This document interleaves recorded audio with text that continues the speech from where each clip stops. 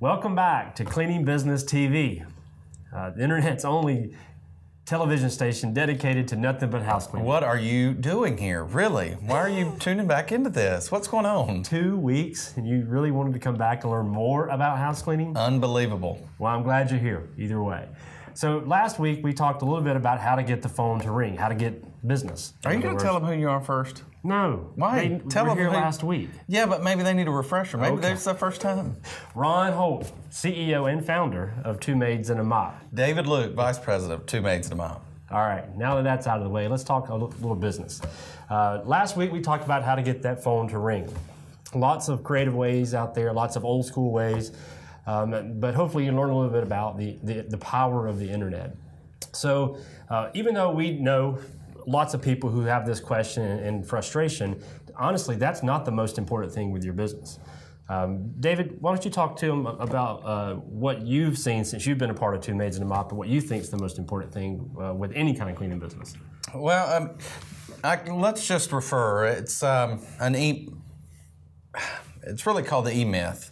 It basically describes a story in this book. It describes the story of a woman who's a great baker. She knows how to bake cakes. So basically, she thinks, I can do this. I can go into business. People love my cakes. I'm getting a ton of demand. I must be a good business owner.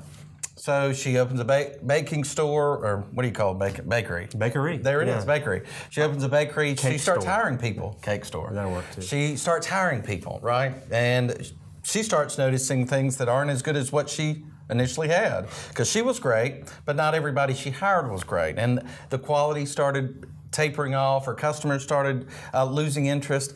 But she thought initially, I'm good at what I do, therefore I'm going to have a great, successful business. Now, if you're watching this about how to start a cleaning business, you may be one of the people we hear all the time say, well, I'm a great cleaner. I'm an excellent cleaner. I know how to get rid of dust, grime, mildew, you name it. I'm great at that. Well, that's not necessarily going to make you a great business owner. That's going to mean you're a great cleaner, but that does not always translate into the business model you're going to put in place, and the infrastructure you're going to have in place, and the systems you're going to have in place to be a successful business. And David's right. Now that we're actually franchising the Two Maids and a Mop brand, we get calls from all over the country from all sorts of different people, but the common thing we hear within the first few minutes of that conversation is, hey, I love to clean. I'm the world's best house cleaner, and this is just a natural evolution for me to get into a house cleaning business. And while, like David said, that is extremely important, because just like the bakery, there's no bakery that can start with a bad baker. That is not, unfortunately, the most important thing in the world. In fact, when we hear that, it's a little bit of a word of caution for us. Yeah, are you a good cleaner? My wife thinks not. But, you know, got 11 years of experience to say that. Kind of know how to run a cleaning business. There you go. Yeah. So let me talk about my experience with Two Maids and a Mop, because like I said, I am the CEO and founder. I love that word CEO. 11 years ago, people didn't call me CEO. What do they call you? They just said, that guy that owns the small cleaning business in Pensacola. Nice. But today I'm the CEO and I'm the founder, and we're growing and everything's great. But 11 years ago, things were a little bit different. I was in this really small, what I call hole, but the reality is it was more like a small, tiny office, about 250 square feet. I can still see those ugly brown siding walls that surrounded me. There was trains all around me, and every now and then when someone would call, I'd have to put them on hold because there'd be a roar going on for a couple of minutes. So we've learned a lot over the years of how not to run a cleaning business, which is why we're here to teach you how to run a cleaning business. But it took us several years to really get off the ground. I was a little bit different back then, much younger, and had a lot of spunk and a lot of energy and a lot of drive, and I really wanted to just be a trailblazer and pioneer my own way within the cleaning industry. So I was on my own. I didn't have really any help, any resources out there, and was not a franchise owner. So it was just me. They call it mom and pop business, but this was just pop business. So anyway, to kind of go back in history, and I love talking about myself, so just stop me if I'm talking about myself too much. Got it. Okay, stop. So that tiny little office was my home for several years, and we hired and fired and mostly hired a lot of people. We turned a lot of customers in and out of our business, and we worked our tail off. But a lot of times it was working in the wrong direction because we didn't have any idea what the value of an actual system was. In other words, back then, if for some reason I just said enough's enough and just took off, the business would have stopped. Today, fortunately, if I leave or even David leaves or some others in our business leave, Two Maids and a Mop still exist. So we only accomplish that with one word, and that's systems. And David alluded to it a little bit with the E-Myth, and I'd advise all of you, even though the book's dated, I think it's 1980s. 80s, yeah. How old were you then? I was 3. Wow, yeah, okay. Well, I mean, you're much older than me, so there's that. It's not anything. 40's the new 30. That's right? What they all say. Yeah, okay. So anyway, the book's great, and it's again a bit dated, but it still applies to today's business world. And the entire premise of the book is really just simply, you must automate your business. You cannot be overly concerned about one and only one thing. And unfortunately, most people get concerned about the craft that they're providing, whether it's a product or a service, like the baker example. Great cakes, neighbors loved it, friends loved the cakes, but the bakery died. And why did it die? Because the business could not survive without the person at the top running it. So it's a lot of work. It takes a lot of time. It takes a lot of self-evaluation because sometimes the system that you're using may not be the system you actually need to use. So we recognized this years ago after we were kind of just stuck in neutral, not really growing, not really moving in the direction I'd wanted us to grow in. And we read the book, and it just hit me in the face at the time. And I said, oh my gosh, this is something that I should have read years ago. This should be required reading in every business school in America because it really teaches the world of entrepreneurship, or at least the way to make money in the world of entrepreneurship. So let's talk about what we went through. After a couple of years, we said, just working hard and caring hard and cleaning hard is not going to be enough. How can we build systems to run this business when Ron or David's not here? So David, talk about our story, how we went about locating people that could help us, how we did in some cases, our own diagnosis and systems documentation. Well, some of that, and just to kind of give you a background on Ron, and as the founder of this, basically nothing yet, and even if you're starting your own cleaning business, you may be that same personality. You may be the person that sees something that's not formed yet. This kind of amoeba kind of DNA that's very loose, and its structure is kind of just all over the place, which is actually Ron is comfortable with. He's very comfortable with nothing yet being in place and then starting to work with that. Now, hopefully that's your kind of ilk, as it were, that you're kind of okay with not knowing what it's going to look like yet. But there are things you're going to have to know and have to start getting in place because you can, in starting a business, you can grow faster than you expect. You can get more customers than you expect. There's all these problems that you can run into. Now, I say those are good problems and bad problems. Bad problems is you don't get the phone to ring. That's a bad problem, which we addressed last week. But good problems you want to run into is you're growing so fast. Great. Or the phone's ringing so much. Great. Or you don't have enough employees. Great. How do you do that? How do you build an infrastructure in place? Now, for me, coming alongside Ron, and I love infrastructure. I love building systems that allow an organization to grow, and allow an organization to grow just from that small one-cell organism. And basically, a one-cell organism basically is you yourself running that business. That's it. And so without you, as Ron said, it's done. So you have to build an infrastructure where people not only understand what your vision is, they understand what you're in business to do and the purpose behind it. And a clearly stated vision for your company is terribly important to set you in the right direction of what you're in business for.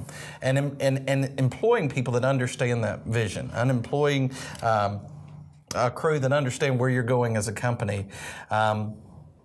I think that's at least the start of building a healthy infrastructure, is having a vision and a purpose in place for your business.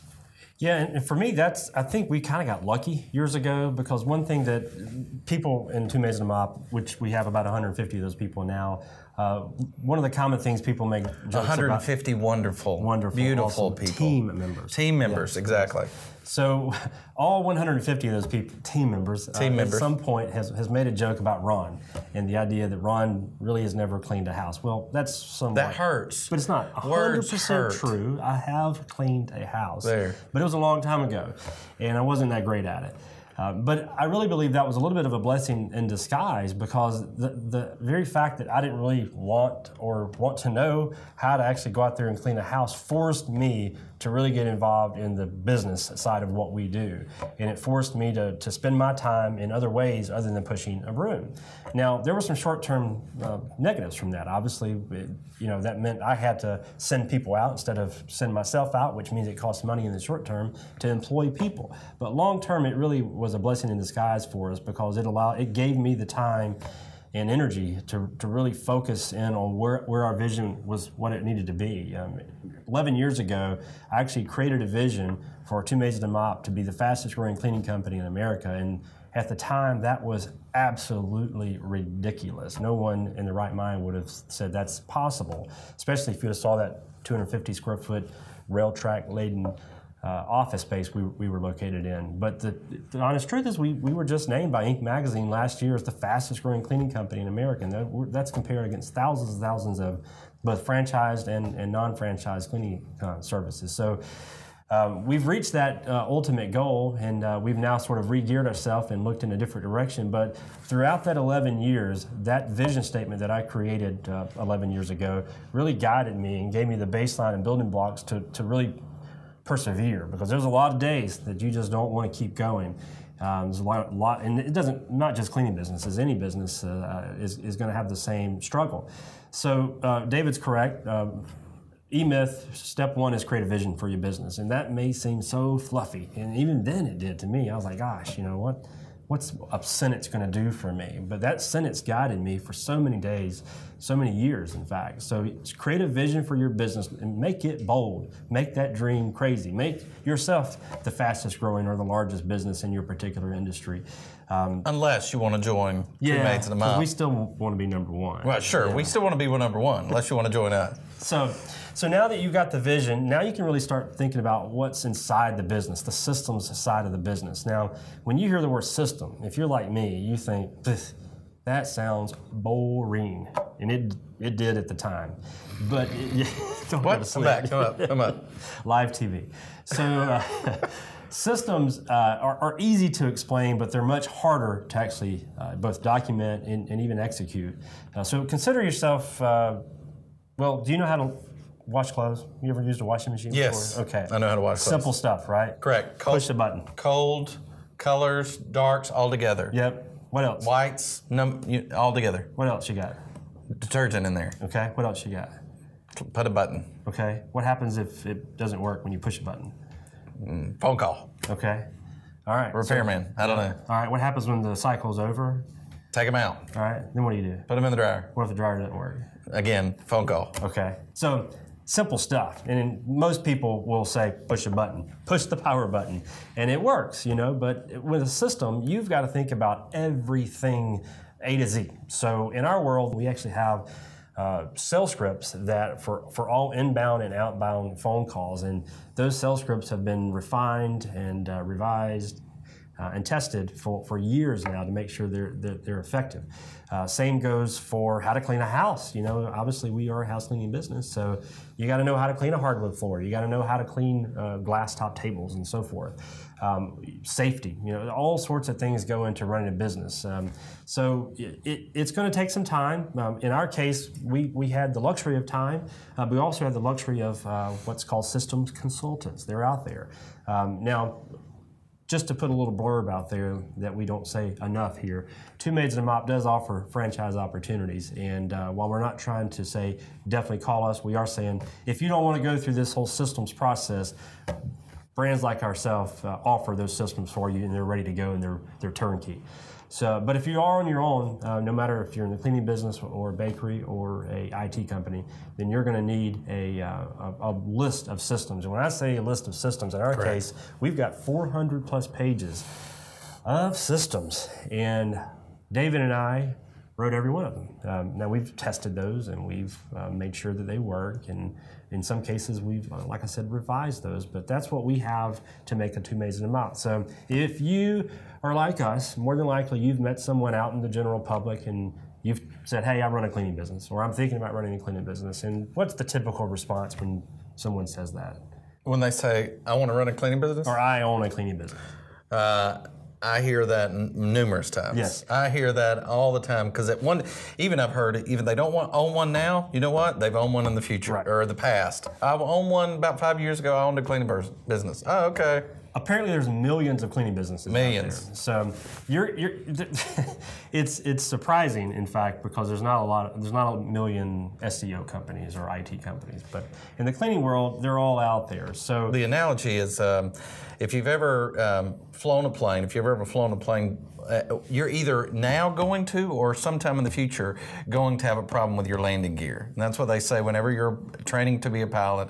They say you're going to at one time either have a problem or have an issue with your landing gear at some time. Either you have or you're going to in the future. That's what, for us, you're going to, in your case, either meet someone or know someone who has had their own cleaning business. So why are there so many?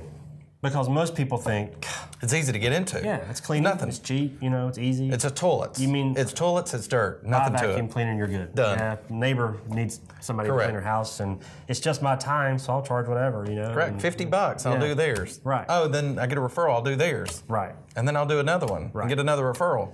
But guess what? It's not that easy. It's that easy to get started, but it's much, much more difficult to actually build that business. So. Yeah. What if you're sick? What if you're sick? Mm-hmm. I mean, this is back to the E-Myth. What if you're not the person answering the calls? What if you get more customers? Right. Or yeah. That's something no one really thinks about, because right now in the moment they're just so happy to get that job. But what happens when you start growing?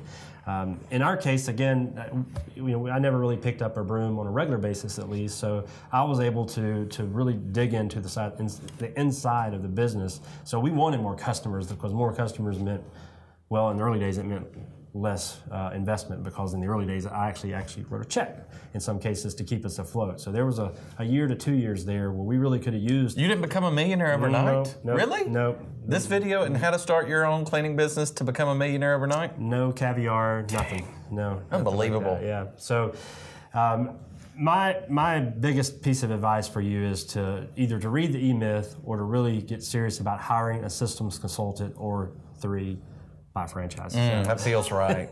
That feels right. Yeah. So it's again, just like we talked last week. We talked about how to get the phone ring. As much information and content as we're trying to give you, at the end of the day, what you do on your end is what makes the biggest difference. So we can tell you to read the E-Myth, but at some point you got to read it, and then after you read it, you got to do something about it. You got to create that vision statement. You've got to live by it on a daily basis, and then you've got to create systems that automate your business, that basically eliminates your value from the business. And while some people really don't want that, they want to feel that power and that importance. If you want that business to become something other than just another mom and pop cleaning business, then that's what you're going to have to do.